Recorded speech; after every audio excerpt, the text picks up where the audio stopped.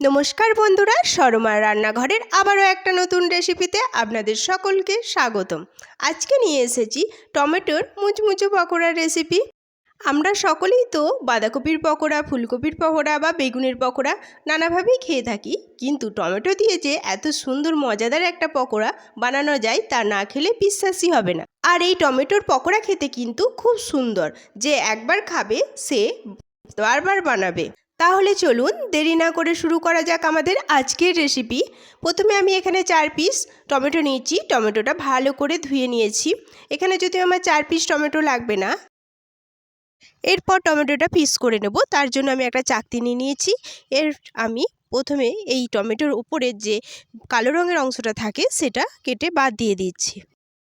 কালো অংশটা কেটে বাদ দিয়ে দিয়েছি। এরপর এটা স্লাইড আকারে আমি ছোট ছোট করে পিস করে নেব। প্রথমে এই মিডিল বরাবর আমি এটা কাটলাম, কেটে এইভাবে স্লাইড আকারে আমি এটা ছোট ছোট দেখুন এইভাবে পিস করে নিচ্ছি। পুরোটা টমেটোটাই আমি এইভাবে ছোট ছোট পিস করে নিচ্ছি। সবগুলো আমার পিস করা হয়ে গেছে। এবার এই পিসগুলো আমি একটা প্লেটের মধ্যে সুন্দর করে তুলে নিচ্ছি। সবগুলো তোলা হয়ে গেছে। এবার আমি এটা সাইডে রেখে দিচ্ছি।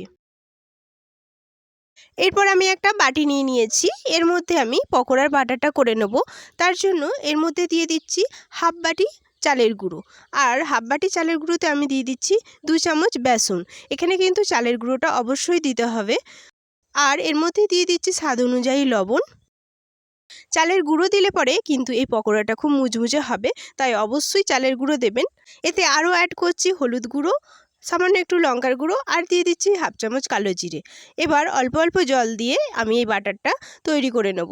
একেবারে স্মুথ বাটার তৈরি করে নেব। আর এটা খুব পাতলাও হবে না, আবার খুব মোটাও হবে না, মিডিয়াম একটা বাটার হবে। আমি দেখিয়ে দিচ্ছি এটা কেমন বাটার হবে।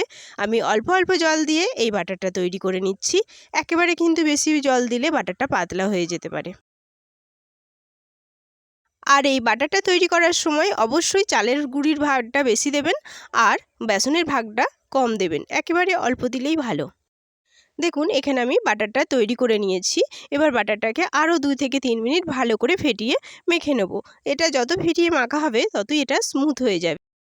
দেখুন আমার বাটার রেডি হয়ে গেছে। এবার আমি এটাকে ঢেকে রেস্টে রাখছি 10 মিনিটের জন্য। ফিরে আসছি 10 মিনিট পর। দেখুন বাটারটার ওপর দিয়ে কি সুন্দর বাবল কেটে গেছে, তার মানে আমার বাটারটা মাখা খুব সুন্দর হয়েছে। এরপর এর ওপর দিয়ে দিচ্ছি সামান্য একটু বেকিং সোডা। বেকিং সোডা দিলে কিন্তু এই পকোড়াটা আরও ক্রিসপি হয়। বেকিং সোডা দিয়ে এটা আরও একটু মেখে নেব। দেখুন আমি মেখে নিয়েছি। এটা কেমন হয়েছে একটু দেখিয়ে দিই। এরকম চামচের সাহায্যে তুললে যদি এইভাবে পড়ে তারের মতো, তাহলে বুঝবেন বাটারটা ঠিক আছে। এরপর পকোড়া ভাজার জন্য আমি একটা কড়াই বসিয়ে দিয়েছি ওভেনে। কড়াইটা খুব ভালো করে গরম করে নিয়েছি। এবার এর মধ্যে দিয়ে দিচ্ছি সাদা তেল। সাদা তেল দিয়ে এবার আমি এই তেলটা খুব ভালো করে গরম করে নেব। তেল গরম হয়ে গেছে। এবার আমি যে টমেটোগুলো নিয়েছি এর ওপর দিয়ে দিচ্ছি সামান্য লবণ। লবণটা কিন্তু ভাজার আগেই টমেটোতে দিতে হবে, নাহলে কিন্তু টমেটোটা খুব তাড়াতাড়ি নরম হয়ে যাবে। লবণ দিয়ে আমি টমেটোতে ভালো করে মাখিয়ে নিয়েছি। এরপর এখান থেকে একটা টমেটো নিয়ে আমি বাটারে ডুবিয়ে তেলের মধ্যে দিয়ে দিয়েছি। তেলেতে দেওয়ার সময় আমার এই ভিডিওটা স্কিপ্ট হয়ে গেছে। এইভাবে আমি একটা একটা করে সমস্ত পকোড়াগুলোই তেলের মধ্যে ছেড়ে দিচ্ছি, দেখুন বাটারে ডুবিয়ে। এখানে আমি 3টে পকোড়া দিয়ে নিয়েছি। দিয়ে এবার এটাকে উল্টে পাল্টে আমি মিডিয়াম আঁচে ব্রাউন করে ভেজে নেব। এই পকোড়া ভাজতে ভাজতে সকলকে আবারও সেই একই কথা মনে করিয়ে দিই, যারা আমার চ্যানেলে নতুন প্লিজ প্লিজ প্লিজ আমার চ্যানেলটি একটু সাবস্ক্রাইব করে আমার পাশে থাকবেন। আর যারা অলরেডি করে দিয়েছেন তাদের অসংখ্য অসংখ্য ধন্যবাদ। দেখুন কথায় কথায় আমার পকোড়া ভাজা হয়ে গেছে। এখানে আমি ব্রাউন করে পকোড়াগুলো ভেজে নিয়েছি। আর যেটা আগে বললাম, পকোড়া ভাজার সময় আঁচটা কিন্তু একেবারে মিডিয়াম থেকে লোয়ের মধ্যে রাখবেন। হাইতে কখনো দেবেন না। হাইতে যদি দেন খুব তাড়াতাড়ি পকোড়াটা রং চলে আসবে, কিন্তু পকোড়ার মধ্যে ক্রিসপি ভাবটা আসবে না, মুচমুচে হবে না। দেখুন এখানে আমার পকোড়াগুলো ব্রাউন করে ভাজা হয়ে গেছে। এবার আমি তেল ঝরিয়ে এই পকোড়াগুলো তুলে নিচ্ছি। একটা পাত্রের মধ্যেই পকোড়াগুলো আমি সুন্দর করে তুলে নিলাম তেল ঝরিয়ে। সবগুলো আমার পকোড়া তোলা হয়ে গেছে। এবার এই তেলের মধ্যে আমার বাকি যে পকোড়াগুলো ছিল সেগুলোও বাটারে দিয়ে এইভাবে আমি দিয়ে নিচ্ছি। দিয়ে এটাকেও আমি উল্টে পাল্টে ব্রাউন করে ভেজে তুলে নিয়েছি। পকোড়া ভাজা আমার হয়ে গেছে। এবার একটা প্লেটের মধ্যে আমি সুন্দর করে পকোড়াগুলো পরিবেশন করে নিয়েছি। এখান থেকে একটা পকোড়া ভেঙে আপনাদের দেখিয়ে দিই যে এটা কতটা মুচমুচে হয়েছে। দেখুন এটা কিন্তু অসাধারণ হয়েছে খেতে, আর এটা কিন্তু দারুণ মুচমুচেও হয়েছে।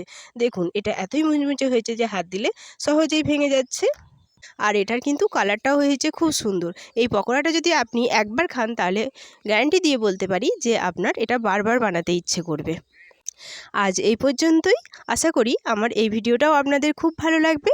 আর আমার রেসিপিটি কেমন লাগলো তা অবশ্যই কমেন্টে জানাবেন। দেখা হবে আবারও একটা নতুন রেসিপি নিয়ে। ততক্ষণ সবাই সুস্থ থাকবেন, ভালো থাকবেন। সকলকে অসংখ্য ধন্যবাদ।